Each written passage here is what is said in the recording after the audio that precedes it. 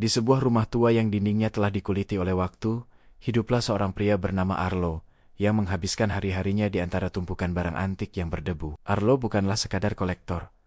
Ia adalah seorang penyembuh benda-benda yang telah dilupakan. Seseorang yang percaya bahwa setiap objek memiliki nyawa yang tertidur. Di atas meja kerjanya yang terbuat dari kayu jati tua, berserakan sekrup-sekrup kecil, pegas yang patah, dan berbagai jenis minyak pelumas yang aromanya memenuhi ruangan. Namun, dari semua benda yang pernah singgah di tangannya, ada satu benda yang selalu ia simpan di dalam saku rompinya yang paling dekat dengan jantung. Benda itu adalah sebuah kunci besi tua dengan ukiran melingkar di kepalanya, berwarna perak kusam yang telah kehilangan kilaunya sejak dekade yang lalu. Arlo menemukan kunci itu di sebuah laci rahasia milik kakeknya. Seorang tukang kunci yang konon bisa membuka segalanya, termasuk rahasia yang tidak ingin diungkapkan oleh takdir. Kunci ini tidak memiliki pasangan lubang di pintu manapun di rumah Arlo, tidak juga di lemari-lemari besar yang ia miliki di gudang bawah tanah. Hingga suatu sore, ketika cahaya matahari yang jingga menembus jendela kaca patri, Arlo secara tidak sengaja mengarahkan kunci itu ke sebuah bayangan pintu di dinding. Tanpa ada lubang kunci fisik, Arlo merasakan tarikan magnetis yang kuat, seolah-olah dinding beton itu tiba-tiba menjadi lunak dan menyambut logam dingin tersebut. Ketika ia memutar kunci itu di udara kosong, terdengar suara mekanisme besi yang berputar, sebuah denting yang sangat akrab, namun terasa sangat jauh. Tiba-tiba, permukaan dinding itu berpendar, lalu terbuka seperti lipatan kertas, menyingkapkan sebuah lorong yang aromanya sangat ia kenali. Aroma kue jahe yang baru dipanggang. Arlo melangkah masuk dengan ragu, dan dalam sekejap, ia tidak lagi berada di tahun yang ia tinggali, melainkan di dapur masa kecilnya yang hangat. Di sana, ibunya sedang berdiri di depan kompor, membelakanginya sambil bersenandung kecil, sebuah melodi yang telah hilang dari ingatan Arlo selama 30 tahun. Ia ingin memanggil, namun tenggorokannya tercekat oleh rasa haru yang luar biasa. Menyadari bahwa ia baru saja melintasi batas antara yang nyata dan yang telah tiada, Arlo menyadari bahwa kunci itu bukanlah alat untuk mencuri masa depan, melainkan jembatan rapuh menuju momen-momen yang ia anggap telah lenyap selamanya. Setelah kunjungan pertama itu, Arlo menjadi terobsesi untuk mencari tahu batasan-batasan dari kekuatan kunci tua yang ia beri nama kunci penyingkap jejak. Ia mencoba menggunakan kunci itu pada lemari tua, dan ia mendapati dirinya kembali ke hari di mana ia pertama kali menerima hadiah ulang tahun berupa sepeda merah. Setiap kali ia memutar kunci itu pada objek rumah tangga tertentu, kunci itu akan membawanya kembali ke masa lalu yang berkaitan erat dengan objek tersebut. Jika ia menyentuhkan kunci itu pada sebuah teko teh, ia akan melihat ruang tamu saat keluarga besarnya berkumpul dalam suasana riuh rendah yang penuh tawa.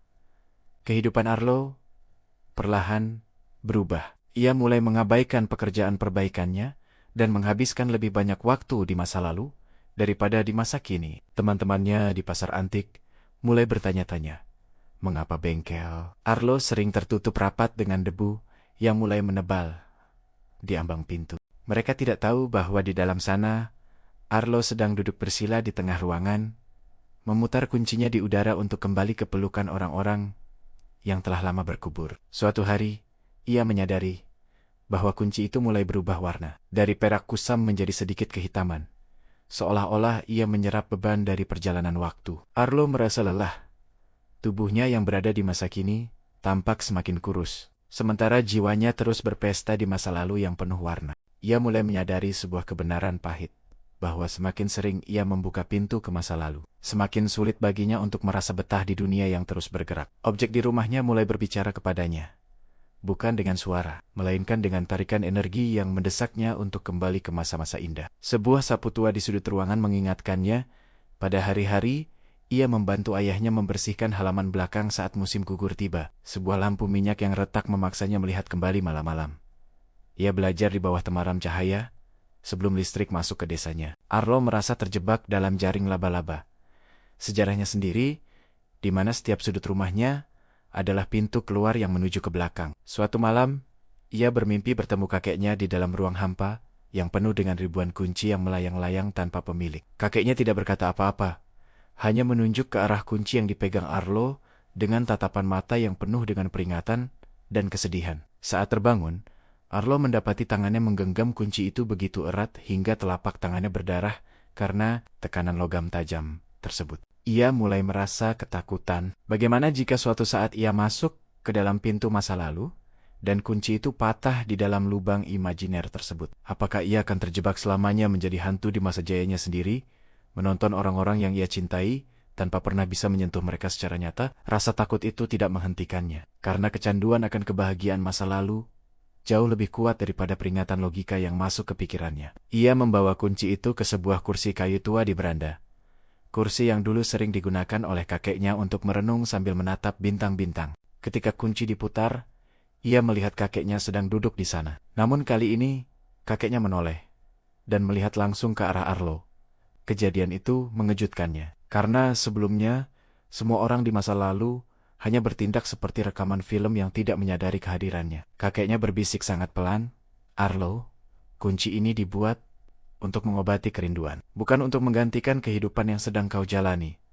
Suara itu bergema di telinga Arlo, bahkan setelah ia kembali ke masa kininya yang sepi dan dingin di bawah cahaya bulan yang pucat. Arlo mulai merenungkan makna dari keajaiban objek, bahwa benda-benda ini hanyalah saksi bisu, bukan penjara tempat jiwa harus bersembunyi. Ia melihat ke sekeliling rumahnya dan menyadari betapa berantakannya hidupnya karena ia terlalu sibuk mengejar bayangan yang sudah tidak memiliki raga. Namun, tarikan kunci itu tetap ada, seolah-olah logam tua itu memiliki kehendaknya sendiri untuk terus membawa pemiliknya pulang ke masa lalu. Arlo mencoba menyimpan kunci itu di dalam kotak besi yang digembok rapat, namun keesokan harinya, kunci itu selalu muncul kembali di atas bantalnya. Benda itu seolah memiliki magnetisme spiritual yang tidak bisa dipisahkan dari keberadaan Arlo sebagai pewaris garis keturunan si pembuat kunci. Di minggu berikutnya, Arlo memutuskan untuk melakukan perjalanan terakhir, menuju momen yang paling ia hindari, namun paling ia rindukan, hari pemakaman ayahnya.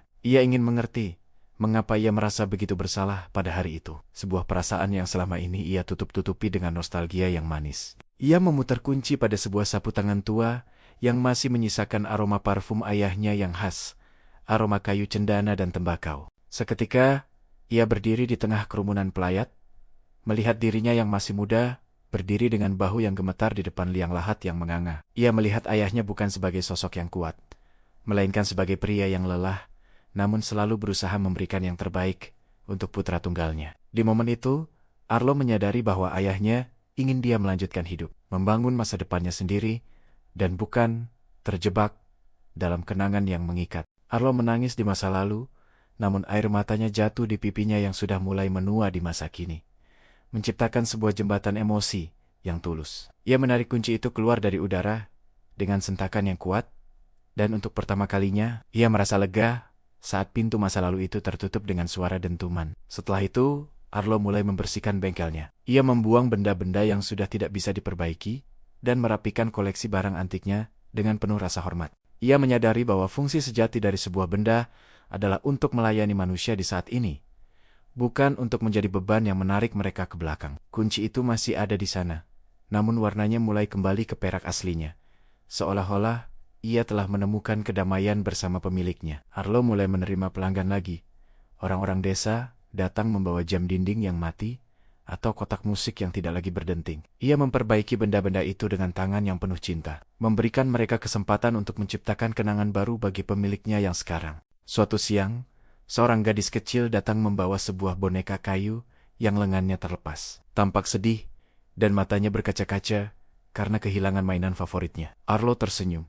Ia mengambil boneka itu dan memperbaikinya dengan sangat hati-hati, seolah-olah ia sedang menyatukan kembali potongan-potongan sejarah yang retak. Saat ia menyerahkan boneka itu kembali, ia melihat kilatan kebahagiaan di mata gadis itu, sebuah momen masa kini yang jauh lebih indah dari ribuan momen masa lalu. Arlo sadar bahwa keajaiban sejati bukan terletak pada kemampuan kunci tua itu untuk membuka masa lalu, tetapi pada kekuatan manusia untuk menghargai setiap detik yang berjalan. Namun, godaan itu tidak pernah benar-benar hilang. Terkadang di malam yang sunyi, kunci itu akan bergetar di atas meja, seolah membujuknya untuk melihat satu hari lagi. Hanya 1 menit, bisik kunci itu di dalam pikiran Arlo. Hanya 1 menit untuk melihat ibumu tersenyum sekali lagi sebelum dia jatuh sakit. Arlo akan menarik napas panjang, menggenggam kunci itu, namun ia tidak memutarnya. Ia hanya mengusap permukaannya dengan ibu jarinya sebagai bentuk penghormatan. Ia mengerti bahwa jika ia terus kembali ke momen itu, ia tidak akan pernah menghargai senyuman orang-orang yang masih ada di sekitarnya sekarang. Keajaiban objek rumah tangga ini telah mengajarkannya tentang batas, tentang bagaimana sesuatu yang fantastis bisa menjadi kutukan jika tidak dikelola dengan bijak. Arlo mulai menulis catatan tentang kunci tersebut. Sebuah jurnal yang ia beri judul Pedoman bagi mereka yang memegang kunci waktu. Ia menuliskan bahwa masa lalu adalah tempat untuk belajar, bukan tempat untuk tinggal, dan bahwa setiap objek adalah pengingat akan kefanaan kita. Seiring bertambahnya usia, Arlo mulai merasa bahwa waktunya sebagai penjaga kunci ini akan segera berakhir, dan ia harus mencari penerus yang tepat. Ia tidak ingin kunci ini jatuh ke tangan orang yang penuh dengan dendam atau kesedihan yang tak terobati, karena itu akan menghancurkan mereka. Ia mencari seseorang yang memiliki hati yang cukup kuat untuk mencintai masa lalu, namun cukup berani untuk menghadapi masa depan yang penuh ketidakpastian. Arlo sering duduk di depan bengkelnya, memperhatikan anak-anak muda yang lewat, mencari tanda-tanda kebijaksanaan di mata mereka yang masih cerah. Hingga ia bertemu dengan seorang pemuda bernama Aleon, seorang magang yang memiliki ketertarikan luar biasa pada mekanisme kunci rumit. Aleon bekerja dengan penuh dedikasi, ia tidak pernah terburu-buru,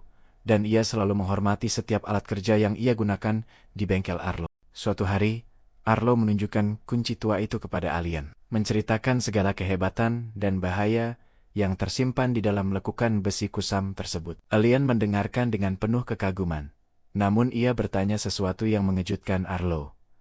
Apakah kunci ini bisa membuka pintu menuju hari esok? Arlo menggeleng pelan dan menjawab, "Tidak, Aleon. Hari esok harus kita bangun sendiri dengan tangan kita, tanpa bantuan kunci apapun." Jawaban itu membuat Aleon terdiam sejenak. Lalu ia tersenyum dan berkata, "Kalau begitu, kunci ini adalah pengingat bahwa kita hanya punya hari ini."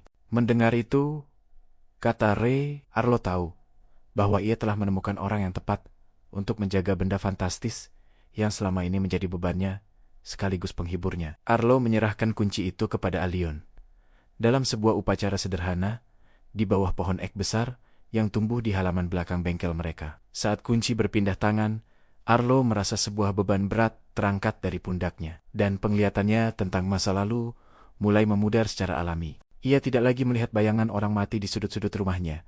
Ia hanya melihat debu yang menari di bawah sinar matahari dan mendengar suara burung yang berkicau. Arlo menghabiskan sisa hidupnya dengan tenang, bercerita kepada anak-anak desa tentang pentingnya menjaga barang-barang mereka dengan baik. Ia mengajari mereka bahwa sebuah sendok tua atau kursi kayu yang retak bisa memiliki cerita yang lebih hebat dari sebuah kerajaan jika kita mau mendengarnya. Aleon, sebagai penjaga baru, menyimpan kunci itu di sebuah kotak kayu cendana yang ia buat sendiri, dan ia hanya menggunakannya dalam keadaan yang sangat mendesak. Kunci tua itu tetap menjadi legenda di kota itu, sebuah rahasia yang tersimpan di antara rak-rak barang antik yang penuh dengan misteri. Keajaiban objek itu tidak pernah pudar. Ia hanya menunggu pemilik yang bijak untuk menunjukkan bahwa masa lalu hanyalah satu sisi dari koin kehidupan. Arlo meninggal di usianya yang ke-80 dengan senyum tenang di wajahnya, tanpa perlu menggunakan kunci untuk kembali ke saat-saat terakhirnya. Ia pergi dengan membawa keyakinan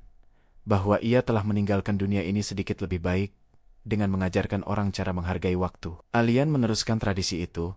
Bengkel itu tetap buka dan menjadi tempat di mana benda-benda tua mendapatkan kehidupan kedua mereka. Kadang-kadang, ketika Aleon memegang kunci itu, ia bisa merasakan denyut nadi Arlo di dalamnya, sebuah jejak energi yang tertinggal dari sang guru.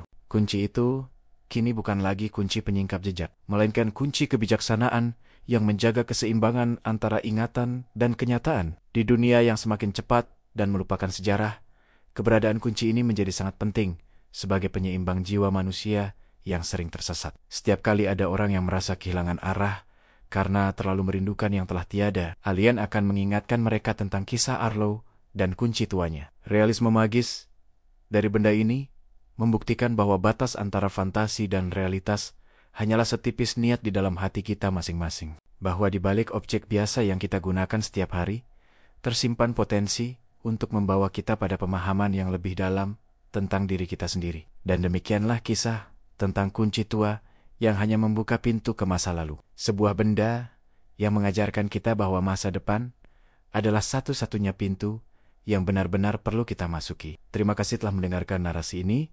Jangan lupa untuk berikan komen, like, share, dan subscribe channel Narasi Sastra agar kami dapat terus berbagi keajaiban cerita bersama Anda.